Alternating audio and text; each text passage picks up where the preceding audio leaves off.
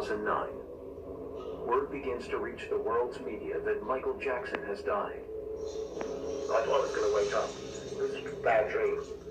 And I kept, pinch myself and, no, this is not happening.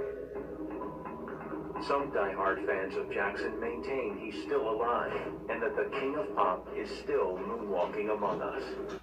The funeral was drawn out for nearly a month. Nobody seen the body. There's very little media-wise to tell me that Michael Jackson's not still alive. So could it be true? Could some of these signs be real? And could sightings of Michael Jackson prove that he didn't die, but simply disappeared? Michael took great pleasure in creating illusions. He is a master of disguise, probably better than anyone else in the whole wide world. Is it a conspiracy, something supernatural, or ridiculous in the extreme? Either way, it's unexplained. It wouldn't be far off to suggest that this was possible. Even the guy that worked for Elvis during his so-called death was the same guy that was working with Michael. Once you pull the cover back and you don't believe what people say and you look for proof, there is none.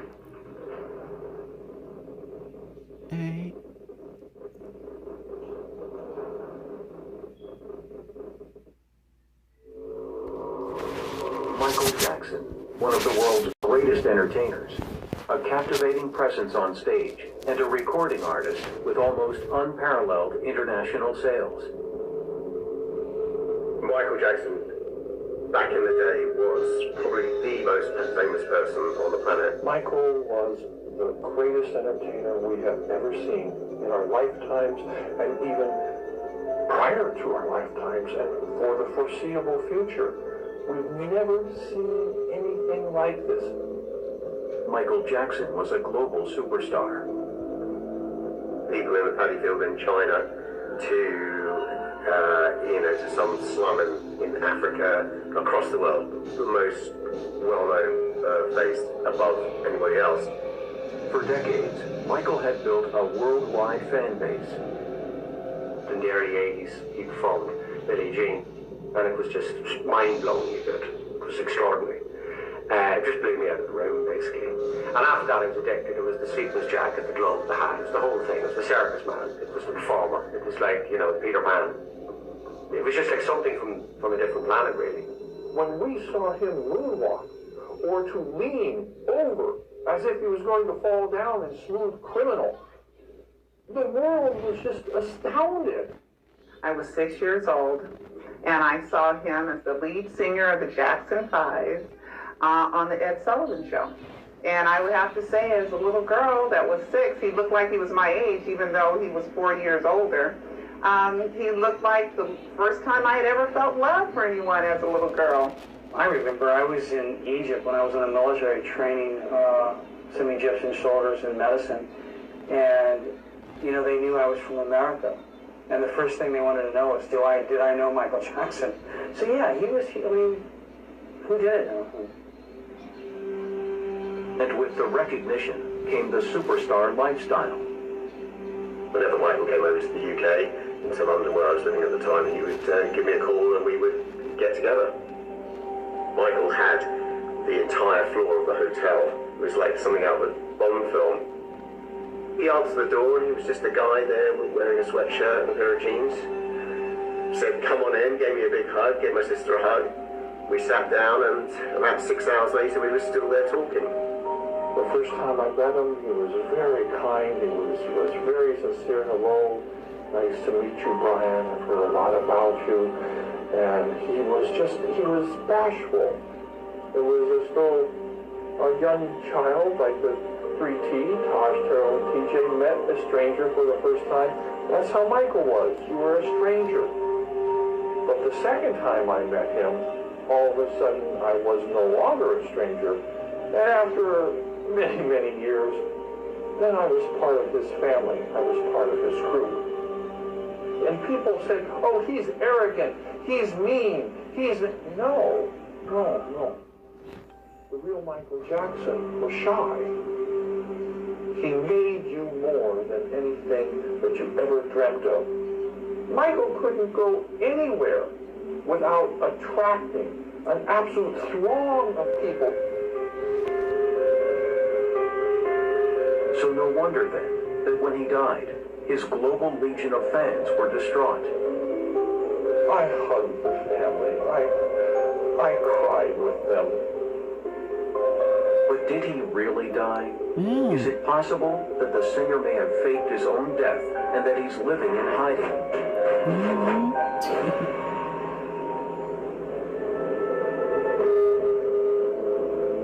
In the years prior to his death, Michael Jackson's life had become a downward spiral. Despite the loyalty of his enduring and fanatical international fan base, Jackson's reputation was on the wane. A series of sex scandals and his bizarre and unpredictable behavior had become part of the daily output of media all over the world. How would you feel if every day you woke up and you turned on the television, or you met some commentator, or you met someone from the press and they said, wacko, freak, molester, they pointed at you. How would you feel? It hurt Michael. It hurt him deeply. And the reason I think mostly it hurt him, he was none of those things. When Michael almost went to jail for 20 years, and all the attacks accusing him of being a pedophile, it became too much. It was wearing him down. And so he probably figured if I was dead, maybe they'd leave me alone. And in his mind, he was just looking for an answer to stop the destruction of his image and his career. As he prepared for a world tour, beginning with a major engagement in London's O2 Arena, Michael Jackson could easily have wanted to get away from it all. Michael was really excited about the prospect of doing the O2 tour. So he was a little bit anxious about, because he was coming up 50 then, to have the energy to carry on with a performance like that. Jackson's life was out of control. With preparations underway in Los Angeles for the London gigs, he was struggling with addictions to prescription medicine, including the powerful sedative propofol. The drugs, the pressure, the lifestyle, the years of being the world's #1 superstar were coming to a head. Dr. Conrad Murray is reported to have found him in a collapsed state in his bedroom. Dr. Murray was Mr. Jackson's personal physician. He had spent almost every night at the house with Michael for months. You have a personal doctor here with him, sir. Oh, you got a doctor there? Yeah, but he's not responding to anything, sir. No, he's not responding to the CPR or anything, sir. Oh, okay. The paramedics hadn't revealed the information of who the victim was. They hadn't told the hospital, listen, this is Michael Jackson we're talking about. They were just basically going on the saying he was a 51-year-old male, apparent heart attack. The word soon spread that Michael Jackson had been taken to the hospital. They took Michael to UCLA Medical Center. I sent out the first information about an ambulance being at Michael Jackson's house. The news of Michael's condition also spread. First he was in a coma, and then I saw Michael's lawyer, Brian Oxman, and I was like, what's wrong? And then I started, shooting footage, but I was really devastated. Then I heard that he had died. But was it Michael Jackson who arrived at the Ronald Reagan UCLA Medical Center that afternoon? Did he die, or was he spirited away? Could Michael Jackson have orchestrated his own disappearance? I believed that he was dead. And then I started hearing reports that it wasn't true.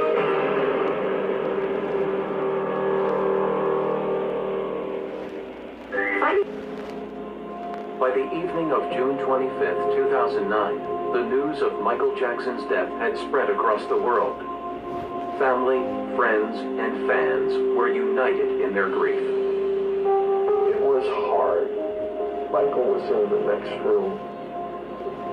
They were still working on him. I've never seen medical personnel more dedicated to try and revive someone for hours they worked on him, and it was very obvious he wasn't coming back. Jackson's public memorial took place at Los Angeles Staples Center on July 7th. Then, at a funeral costing $1 million, one of the world's greatest entertainers of all time was finally laid to rest at Forest Lawn Memorial Park in Los Angeles on the 3rd of September. Or was he? From the moment Michael Jackson's death had been reported, unusual things began to surround his demise and his burial. It was a bizarre ending, wasn't it? I mean, it was like the funeral was drawn out for nearly a month. Nobody's seen the body. There's very little media-wise to tell me that Michael Jackson's not still alive. You know, I believe that I think what's happening here is he just took out and gone, just disappeared. Yeah. His physician, Conrad Murray, refused to sign his death certificate. Anytime someone dies within the city of LA and there's not a doctor sign-off on the cause of death, we'll investigate that to determine whether there's any foul play.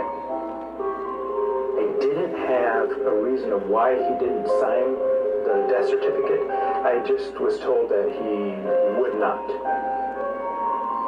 Controversy then began about Michael's middle name. Named for his father, he was simply Michael Joe Jackson. All the death documents remain to be in the name of Michael Joseph Jackson. So his name is definitely 100% Michael Joe Jackson. Rumors began to emerge that Jackson's body was not where it was supposed to be. I called Forest Lawn like that month. You know, it was the 3rd of September when the burial ceremony happened. And Forest Lawn said, we don't have Michael's body and we've never had it. What?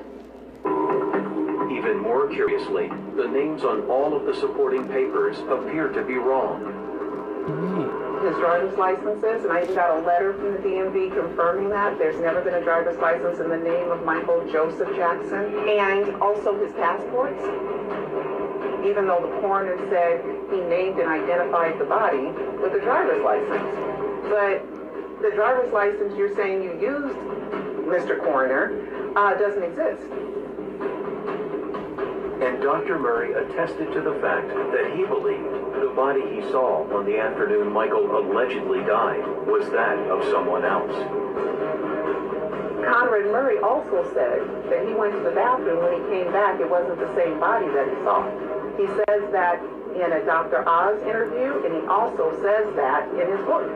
The emergency medical technicians that came in the house, they said he looked like an old cancer hospice patient who had been suffering a long illness. So I don't believe that that body was his. You would have not known it was Michael Jackson when you sit there watching this autopsy, and you realize it just doesn't look anything like it.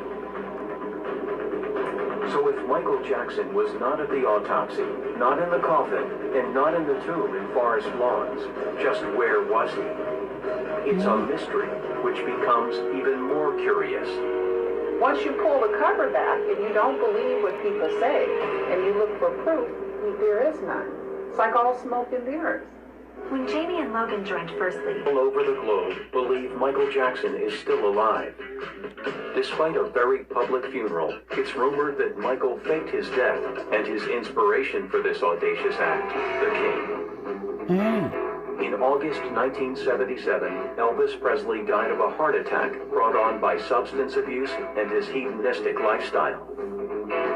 But over 4 decades later, Presley is still the subject of sightings all over the world. And the similarities are hard to explain.